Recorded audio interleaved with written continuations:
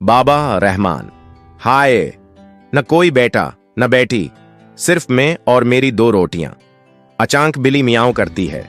बाबा रहमान हंसते हुए, ओहो, तो फिर आ गई दूध मांगने, आ चल पी ले।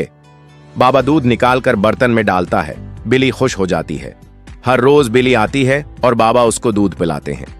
बाबा, अब तू मेरी बेटी ही बन जा, तेरा नाम रखता हूं गुड्डू। बिली बाबा के साथ हर जगह जाती है, खेतों, नलके पर, मस्जिद तक। एक दिन बिली गायब हो जाती है। बाबा परेशान।